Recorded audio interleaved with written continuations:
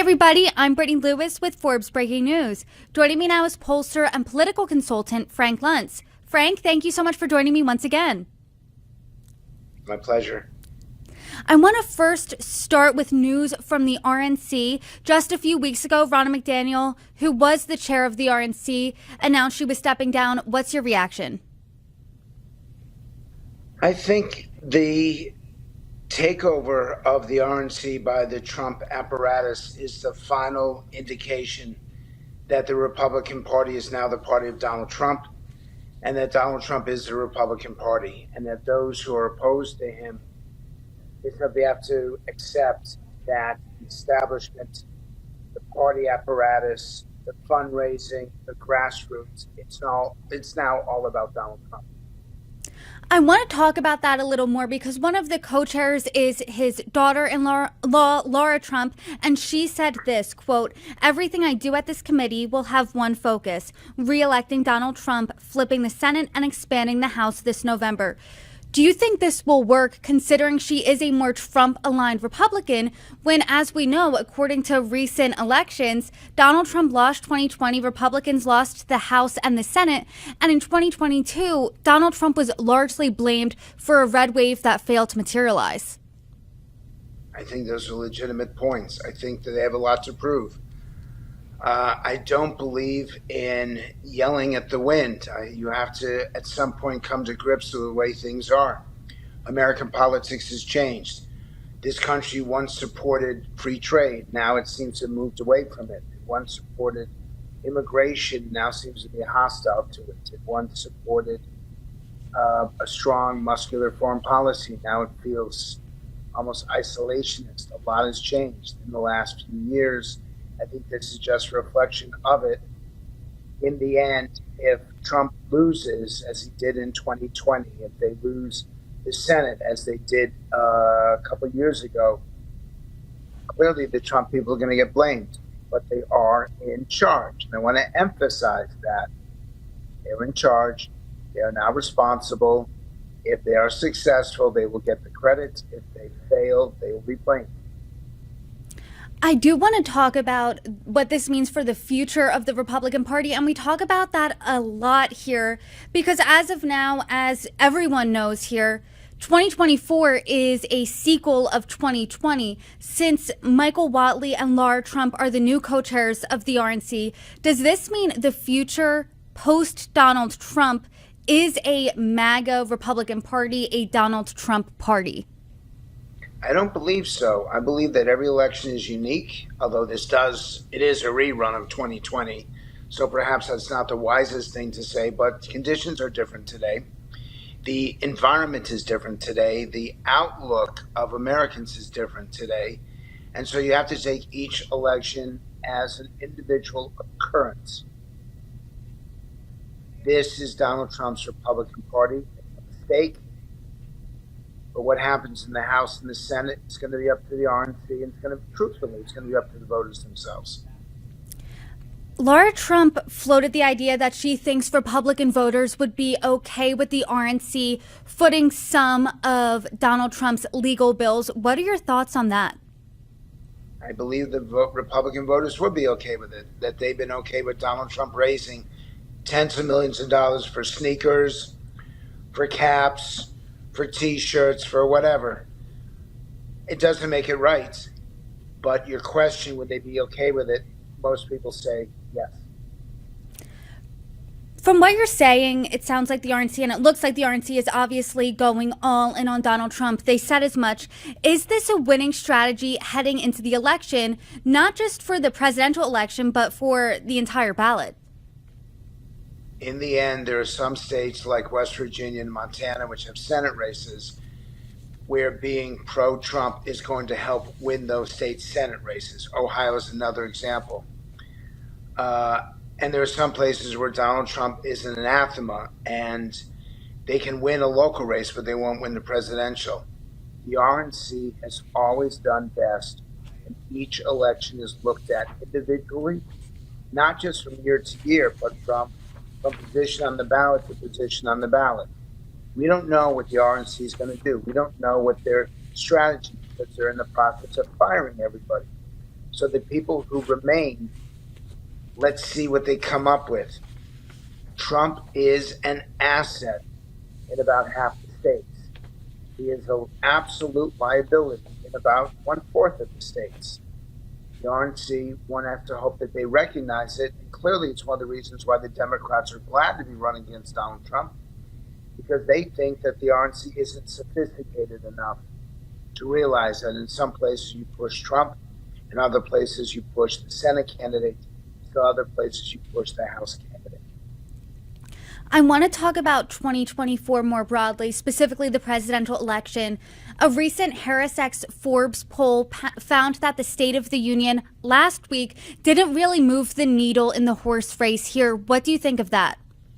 The speech made him more presidential, but it reminded people of the things they didn't like about his administration.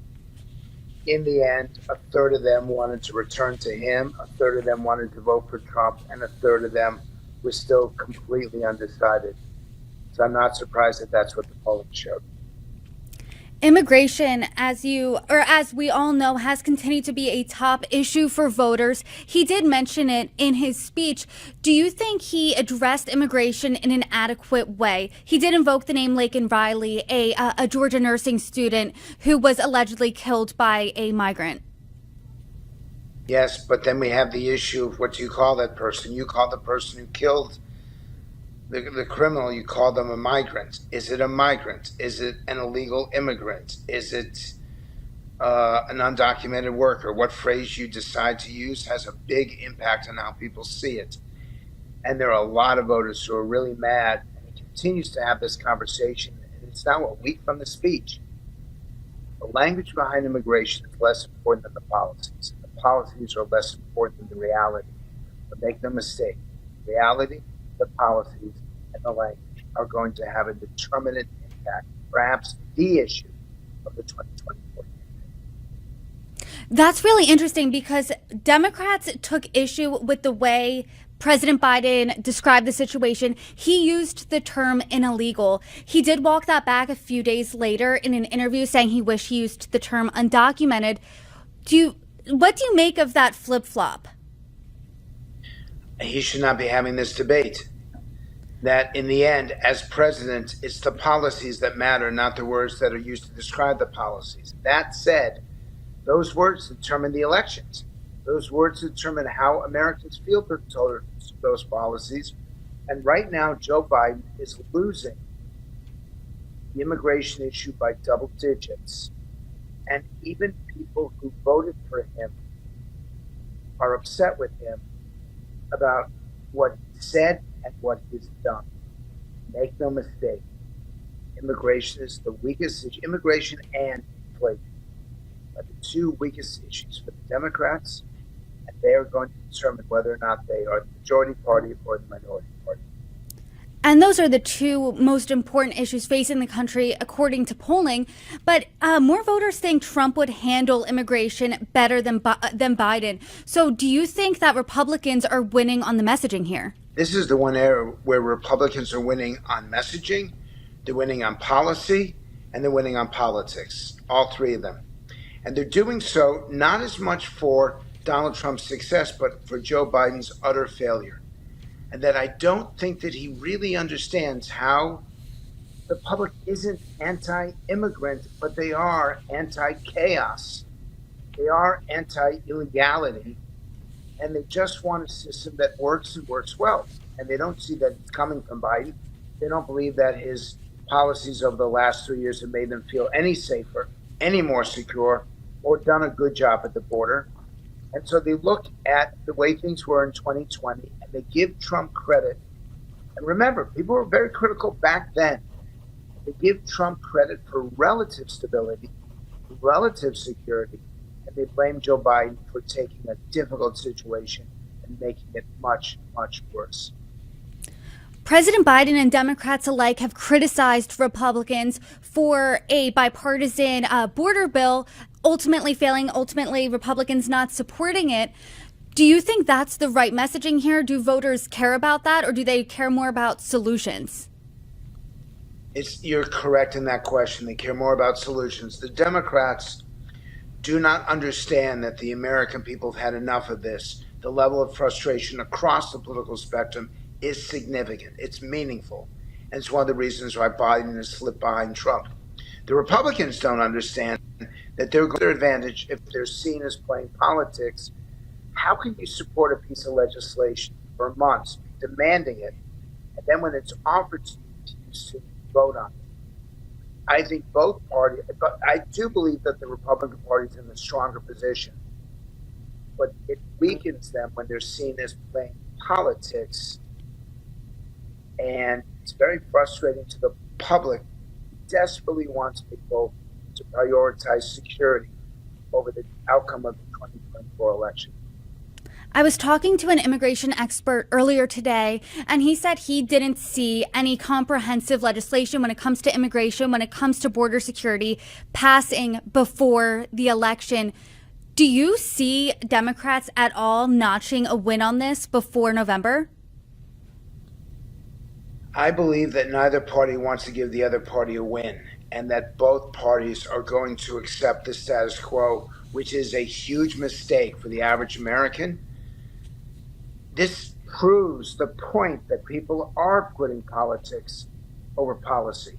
They are putting policy over people. And it's the reason why Congress has such a low approval rate. The reason why Joe Biden has such a low favorability rate. And the reason why Donald Trump, even though he's upside down, more people dislike him than like him, he's doing as well as he's doing because the public looks at the way things were when he was president and believed that the border was safer and more secure. And that really matters to people. I want to touch on something that you mentioned earlier about a focus group about the State of the Union. You said that voters found that President Biden, because of his energy, they felt that age wasn't as much of a concern post State of the Union. There has, as you know, been concerns about his age. He addressed it a few times during his speech. How do you think he tackled the age concern? Well, of course, he cracked a couple jokes, which helps. And his delivery was so excitable that I was afraid he was going to jump right through the TV screen, grab voters by the neck, and choke them until they said, okay, I'll vote for you.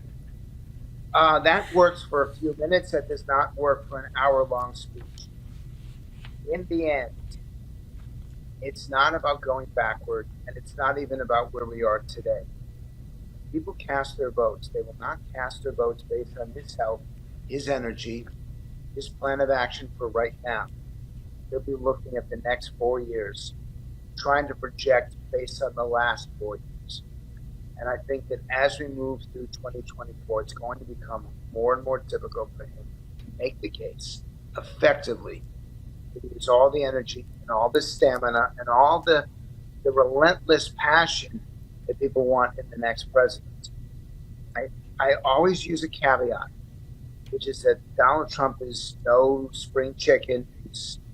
He has his own forgetful moments. He has his own trip-ups. But they don't come every day. They don't come at every public occasion.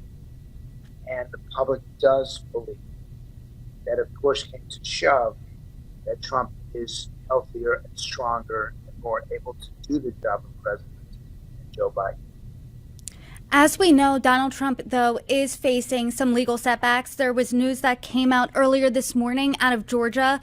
Fulton County District Attorney Fani Willis is not disqualified from the Georgia case, but she either needs to step down or remove Special Prosecutor Nathan Wade. Do you think this is going to have any impact on 2024? The only impact of these cases will either be to rally voters around Trump because he'll assert that he's a victim, or if a conviction happens, then he has to explain why he's been convicted and why he should still be a candidate for president. If the status quo exists, if these are just charges and they're not found guilty, I don't believe they're going to have much of an impact. You have to see how the cases move forward. And it just, by the way, to describe this is going to be the moment you're going to cut out of this video and send it everywhere, and I'm going to get that crap kicked out of me. I can just imagine the debates right now. On one side, a president is wheeled in, literally in a wheelchair, inside an oxygen tent, with an IV and a machine where the lines are going up and down, and a nurse to make sure that nothing bad happens. On the other side of the stage, a gentleman is going to be brought in an orange jumpsuit, ankle bracelet, with a handcuffs behind his back, and the prison board.